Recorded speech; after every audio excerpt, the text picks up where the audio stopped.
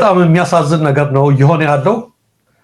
ምንም በቃ የምትናገሪውን የሚያሳጣ ነገር ነው እየሆነ ያለው።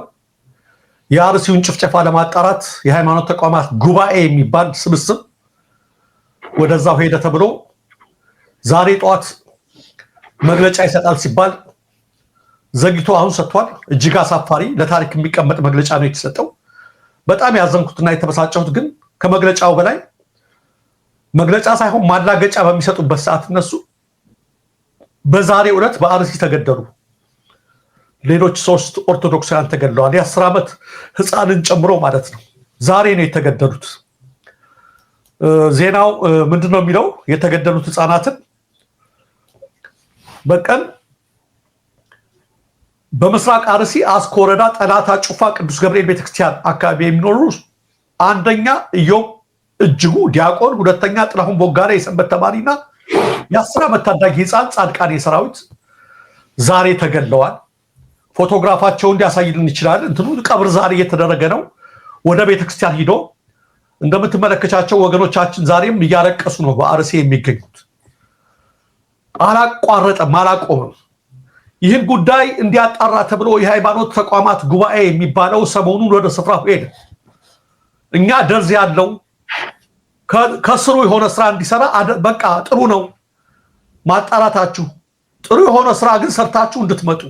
አዎ ተጨፍጭፈዋል ከተባሉት ከ50 አካባቢ ኦርቶዶክሶች ውስጥ የተወከለ አንድ ሙስሊም 2 ሙስሊሞች እንዳሉ ሰምተናል። አንድ ካቶሊክ 2 ካቶሊክ መኖራቸውን ሰምተናል። በአጠቃላይ ያነጣጠረው ግን በጅምላ ማን ላይ እንደነበረም ሰርተን ማንም መገደል የለበትም። ማን እሱ አይደለም፣ ይሄ አይደለም፣ እሱ የበኋላ ነው፣ የአፋር ክልል ተቃውሞ ነው።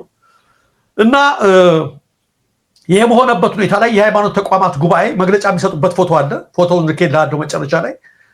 ዛሬ በሰጡት መግለጫ ተመልከቷቸው። ማጣራት ሲባል የዚህ አይነት ጭፍጨፋ ተፈጽሟል ሲባል የሄዱት እኮ ገና 4 ቀናቸው ነው፣ 5 ቀናቸው ነው። ገና ስንት ነገር ፈትሸው ማጣራት፣ ምክንያቱም ብዙ ነገር አለ፣ ሰዎች ማነጋገር አለ። በ5 ቀን ውስጥ ዛሬ ጠዋት መግለጫ ሊሰጡ ነው ማለት እና በጣም ገረመኝ ፍጥነቱ። ስለዚህ ቀላል ሆኖላቸዋል ማለት ነው በዚህ ጊዜ ካጣሩት ሲባል ዛሬ ጠዋት መግለጫ ስለምንሰጥ ሁላችሁም በ4 ሰዓት ላይ እንድትገኙ ብሎ ለመገናኛ ብዙሃን ጥሪ ያቀረበ ጉባኤው።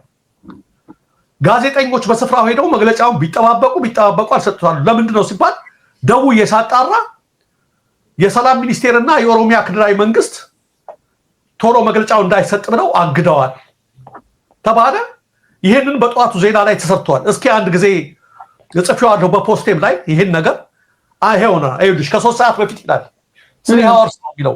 ይሄን መረጃ ነኝ እንትን ያልኩት ከዛ ሰምቼ ማለት የአርሲውን ጭፍጨፋ እንዲያጣራ የተቋቋመው ኮሚቴ 4 ሰዓት ላይ ጋዜጣዊ መግለጫ ለመስጠት ሚዲያዎችን የቀጠረ ቢሆንም ለጊዜው ባልተገለጸ ምክንያት መግለጫው እንዲዘገይ ተደርጓል። ከኦሮሚያ ፖሊስና ሰላም ሚኒስቴር የመጣ ነው በተባለ ትዕዛዝ መሰረት በሪፖርት ውስጥ መካተት ያለበት ጉዳይ ስላለ ነው እንዲዘገይ የተደረገው ብለውናል። አንድ ጉዳዩ ቅርበት የሚከታተሉ ምንጫችን ምንድነው የሰማሁት እኔ ያኔ ነው ተረጋግ ፋኖ አለበት የሚል ነው እንዲካተት እንዳታደርጉ የሚለው። ስለዚህ ይሄን ስለሰማሁ ለአጣሪ ኮሚቴው ማሳሰብ ያልኩ የሃይማኖት አባቶቹ ናችሁ። ይህን ጉዳይ እንድታጣሩ ኃላፊነት ስትወስዱ ሌላ ነገር እንኳን ማድረግ ባትችሉ ቢያንስ እውነተኛውን መረጃ ለህዝብ ይፋ ማድረግ ከናንተ የሚጠበቅ ጥቂቱ ነገር ነው። በባለስልጣናት ትዕዛዝና ማስፈራሪያ በሪፖርታችሁ ውስጥ የሌለን ነገር ወይም ሐሰት ጨምራችሁ የድሆችን ደም ብታክፋፉ ደማቸው ይፋረዳችኋል ብዬ ጻፍኩ። ጠዋት ላይ ነው ይሄን ጻፍኩት ስለሰማሁ ነው። ከዛ አካባቢ ከተፈጸመ ቢፈጸም አርሲ ቢሆንም ቦታው የአማራ ታጣቂዎች የሚዋዱበት የሚል ይግባ፣ አለዚያ የሆነ ሌላ ቁጣ ያስነሳብናል በሚለው ነገር እሺ ብለው ዛሬ በሰጡት መግለጫ ላይ አሁን ዘግይቶ መቲ አናገጡ የምልሽ በግድያው ላይ ሸኔና ፋኖ አዱበት የሚል ነገር አለ። በጣም የሚያስቀው በ5 ቀን ማጣራታቸው ነው ብዬሻለሁ። 2 ጠዋት መዘግየቱ ይሄውና ወጥቶባቸዋል። 3ኛ ፋኖና ሸኔ እስኪ አንድ ላይ እጅና ጓንቱ ነው አስቢው። ተመልከቺ አርሲ ውስጥ አብረው ሆነው 2ቱ ተቃቅፈው አንድ ላይ ሆነው ጥቃት ሲፈጽሙ ዝም ብለሽ አትስሙ። የማይመስል ነገር ለሚስጥር አትንገር ነው። እጅግ የሚያሳዝነው መት ንጹሃኖች በተገደሉበት፣ እናቶች በተገደሉበት፣ አዛውንቶች በተገደሉበት የንጹሃን ደም እንዲያበፈሰሰበት ሁኔታ በሃይማኖት ስም በጥምጣም ስም ተሸፍነው እንዲያጣሩ ተብለው የተላኩ ወገኖች ሌላ ነገር አያድርጉ። ቢያንስ የደረስንበት ነገር ይሄ ነው። እንደ ዶክተር ዳንኤል በቀለ የኢትዮጵያ ሰብአዊ መብቶች ጉባኤ ይሄ ይሁን አይደለም ሪፖርት ነው የሚያቀርበው። በዚህ በኩል ያለበት በዚህ በኩል በ5 ቀን ውስጥ አጣርተን መጣ ብለው የብልጽግናን ሪፖርት የፖለቲካ ሪፖርት አቅርበዋል። በሃይማኖት ጥምጣም ስም ተሸፍነው ማለት ነው። ይሄ ሪፖርታቸው ለታሪክ የሚቀመጥ ነው። እናውቃለን። ብልጽግና ይሄን ሃይማኖት ጉባኤ ያቋቋመው በምን ምክንያት እንደሆነ እናውቃለን። ስለዚህ እነሱ ይሄን መግለጫ በሚያወጡበት ሰዓት ላይ በሚያላግጡበት ሰዓት ላይ ሌሎችም አለበት እያሉ በሚያሳጉበት ሰዓት ላይ ዛሬም ተገደሉ። አይገርምሽም? ከስሩ አይደለማ ችግሩ ሊያወጡ ሄዱት፣ ሊያደባብሱ ነው ሄዱት። እነሱ ለብልጽግና ሊሸፍኑለት ነው ሄዱት። የብልጽግና ራቁትነት የማይሸፈነውን እርቃኑን የሆነውን ብልጽግና በምንም ነገር ሊሸፍኑት የማይችሉትን እርቃን በውሸት የድሪቶ ሪፖርት እንሸፍናለን ብለው መጡ። ነገር ግን ከስሩ ስላልደረሱበት ከልብ ስላልደረሱ አለባብሰው ቢያርሱ ባረም ይመለሱ ስለሆነ ገና እግራቸው አዲስ አበባ ደርሰው መግለጫ ሰጠን ባሉበት ሰዓት ላይ እንደምትመለከቱው የኦርቶዶክሳውያን ደም አሁን እየፈሰሰ ነው። ሌላው በዚህ ሪፖርት ላይ ለምንድን ነው እንደዛ ያልኩሽ? ቅድም ስናገር የተወሰኑ ከሌላ እምነት ተከታይ ሊሆኑ ይችላሉ። ያን ኦርቶዶክሳውያን ላይ ነው። እዚህ ላይ ምን ይላል መሰለሽ? ሃይማኖት ተኮር አይደለም ከዛም ከዚህም አድርገዋል ይችላል። ተመልከች፣ ከመቶ ሰው 3 ሰው ከሌላ ሃይማኖት ቢገደል እንደዛ ብለሽ ትናገሪያለሽ? በአመዛኙ እውነቱን ነው መናገር ያለባቸው።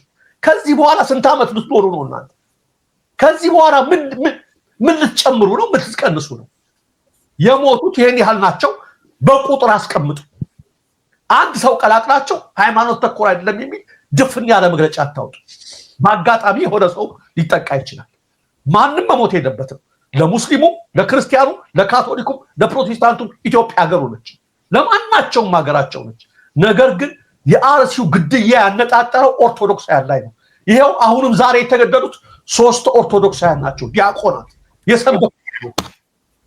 የእናንተ ሪፖርት ገና ተነቦ ሳያልቅ እንዲህ አይነት ሪፖርት ከምታረጉ ምን አለ ሁሉ ነገር ቢቀርባችሁ። በዚህ እድሜያችሁ የሃይማኖት አባት ነን ብላችሁ እንደዚህ ከምትሆኑ ምን አለ ባይበላስ ቢቀር።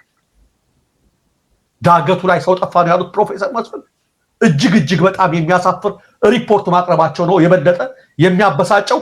የሃይማኖት አባቶቻችን እንደተቆጣችሁ እናውቃለን። እና አቡነ ናትናኤል ሌሎቻችሁም ቁጣችሁን እየገለጻችሁ መሆኑ ሰምተናል። እና አቡነ ጴጥሮስ ከዛ ግን ፈርዘር መሄድ ያለብን ጊዜ ላይ ነው። ፈጣሪ የሚባሉትን እንደምትመለከቷቸው ናቸው። ከስሩ መፍትሄ ሊፈልጉ ስላልፈለጉ በኦሮሚያ ክልል ትዕዛዝ የዚህ አይነት ሪፖርት አወጡ። ስለዚህ ችግሩ ስላልተቀረፈ ደም መፍሰሱ ቀጥላ ሆነ። እኛ ደም መፍሰሱ እንዲቆም ነው የምንፈልገው። ደም መፍሰሱ ደግሞ እንዲቆም ከችግሩ ከስሩ እውነቱ ወጥቶ መጠራት አለበት። እውነቱ ያልወጣ ነገር መፍትሄ ሊገኝለት አይችልም። በሰው ደም ላይ ማክፋፋት ማደባበስ ነውር ነው፣ ወንጀልም ነው። በምድርም ነውር ነው፣ በሰማይም ኃጢአት ነው። በጣም አሳፋሪዎች ናቸው።